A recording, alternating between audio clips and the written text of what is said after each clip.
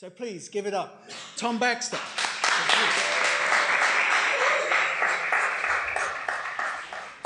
Thanks very much. I understand you've had a long day, so I'll do my best to make it vaguely entertaining if I can. But so yeah, I came here probably about between, I can't remember exactly when it was, but between 10 and 15 years ago. And I was at the time trying to kind of get somewhere in songwriting, and I'd been on the dole actually for a while, and then I got a place here, and that kind of enabled me to sort of not have to work properly for a bit longer and concentrate on doing music. So whilst I was here, I was doing a lot of gigs in bars and doing playing in bars, and also doing bar jobs and all that sort of stuff. And but there was one particular tutor at the time that was here. I don't believe he works here anymore. A guy called Keith Harris. Is he here anymore? Keith Harris. He pops in, yeah. Well, he was a great help to me, because he kind of we used to kind of hang out and play records together, vinyl records, and he had shared a lot of the music that I'd grown up on, which was a lot of, my mum and dad were sort of folk duo in the 60s. So I was very familiar with all the Crosby, Stills, Nash and Young, Jackson Browns, and the Joni Mitchells, and Dylan and so forth and so on. And that kind of really helped to keep me going in it whilst I was here, because the production side of things wasn't my forte. I then left and ended up getting a deal with Sony Columbia, and that lasted for about 4 years, and it was one of those classic things where I had a great sort of first run, and then the second I got signed for another second cycle, and then got kind of caught in that deal. It ended up being very good for me, actually, because I managed to get paid off, and that enabled me to make my next record, which I paid for with some of that money, and I remortgaged my house. And then that second record, which people often think is my first record because it was more successful, had quite a lot of songs on there which did well. And then some of my songs from the first and second record got covered by different people over the years. And actually, the reason why I mentioned Keith Harris was because he always used to encourage me to try to be an artist.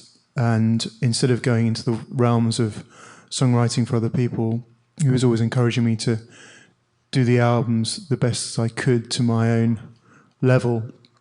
And success being a kind of 50-headed monster, you never really know whether it's going to treat you well or not. And in retrospect, I feel very lucky through my journey, but it was a great piece of advice. So I've continued with that. And so I thought what would probably be the best thing to do would be to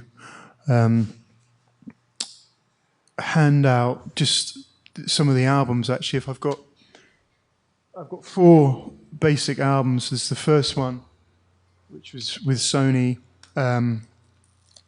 Second one that later came out on EMI, and then there's another record I made in LA, and another record I made, which was just a solo record. But I was just going to go on to say that. Can I pass these to you?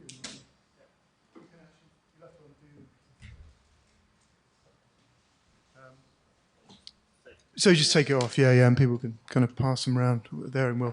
Also, on the second record, I before I went to music college, I went to another music college before I came here, and before I did that, I went to art school. So my relationship with music has always been very combined with painting and later sculpture, but generally it was fine art painting. So on the second record, I did a series of canvases, and those canvases were actually the sale of them. We raised about £36,000 from selling the artwork, and that actual artwork funded the PR campaign of the second record, which dramatically helped because I'm sure you've been told, but PR is very expensive, and it normally costs you about $3,000 a month to, and that's cheap, you know, to get digital PR, and then you've got to get regional PR and national PR, and it just goes on and on.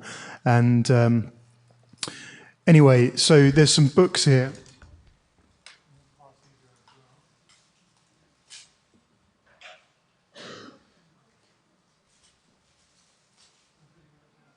And in this other box, I've just passing around some of the reviews of the second album, just so you can see how the impact of the reviews and how, you know, the PR campaign that I ran and how it helped and impacted the way that it helped me to get onto radio and so forth and so on. From the first record, I had some songs which ended up in films, and then also there was a track which, well, actually from the second record, I had a few tracks that went in films, and then also I got covered by a couple of boy bands and then another artist, and one of these tracks, which had already been quite a big hit for me, ended up sort of going round again. And that ended up helping me to get the attention of other songwriters, other people in publishing, and then I ended up writing for other people. And I won't go into who I've sort of ended up writing for, but most recently it's been the new Take That record, so that's where I've kind of come to now.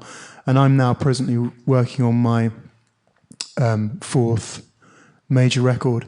But the main thing I was going to try and emphasize today really about being here was it's not really for me to try and I don't believe you can really teach songwriting or teach people how to be pop stars or anything like that. But I think one thing that I've learned, the most valuable thing is your integrity, because basically that's one thing you can't buy. You can't, over the years, you can pretty much buy the rest of it, and you can have 15 minutes of fame, but when it's over, if you haven't got your integrity left, it's very likely that, because it's basically a fashion business, there'll be, you know, it's hard to remain in that world. So I thought it might be worth me. I think I'll play a song. I'll play one song live from my first album, and then I'll play one song off the record. Is that cool with you guys? Yeah. So the first song. My music's very diverse, so it'll go from folk roots to rock roots, and sometimes a bit of jazz, and it's a delicate balance, that, because at times that's been challenging, because probably the associations with my music that people know, if they've heard of me, will be more of the kind of it's more a simple ballad. Those ones that kind of made me some money, basically. But the other stuff, which is very diverse, you know, doesn't necessarily get on the radio. So I'll try and sort of go through some of that. The first track I'm going to play you off the first record is the first song that I did whilst I was... I left here and I went back on the dole, and there was a scheme called... the New Deal. You won't have heard of that, but I basically managed to wangle. I told them I was doing internet marketing, and they believed me, and I managed to get a computer. And that computer was my first experience with recording at all, and I just got a little Motu sound card. And I was quite late. I'd been playing music for a long time, so I'd hit about 28, 29 when this happened. I was really panicking. I was thinking, okay, I'm going to have to do something else because I'm not getting anywhere, and there'd been many things nearly happening and blah, blah, blah. So I thought, sorry, what I'm going to do is I wrote down this kind of list for myself of what I was going to achieve before I turned 30. And it sounds a bit silly, but it was kind of like I've actually still got it. I've put it in a frame because it genuinely worked. And one of the things I said I was going to do was I was going to get signed before I was 30.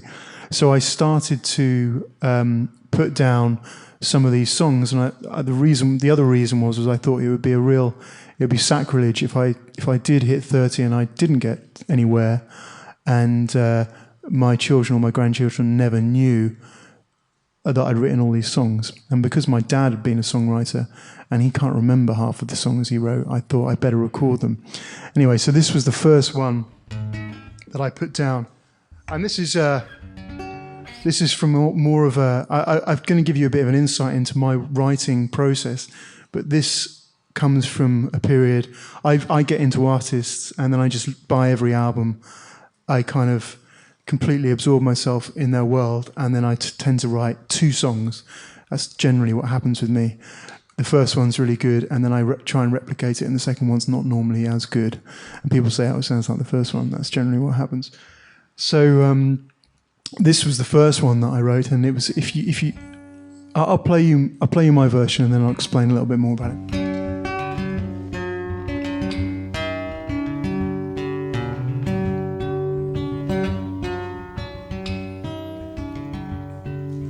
We lost ourselves that afternoon, you Juliet and me Romeo, in the shade from the sun, where that old apple tree hung, irresponsibly young, we let go. We talked about our families, shared dreams and insecurities. Then from under our shells, in a passionate swell, both our barriers fell and we let go into the black of the evening, under the spread of the stars. I was falling for you like the sun did the moon. I remember that day in Verona.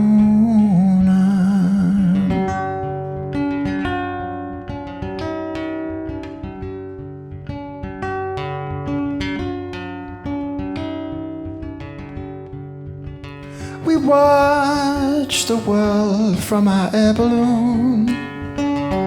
We'd sailed so high, so young, so soon, holding on to the mast, gaining altitude fast, watching dreams that we'd cast all come true.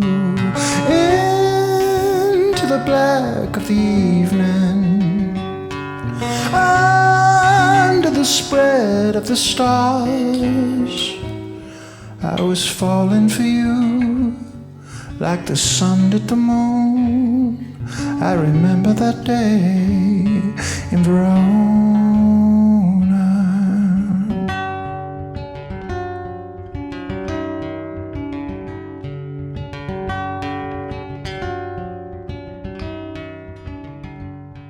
Oh, so here I sit and I reminisce of that afternoon when our lips first kissed, drinking Italian wines in that sweet hot summertime, when you said you'd be mine forever.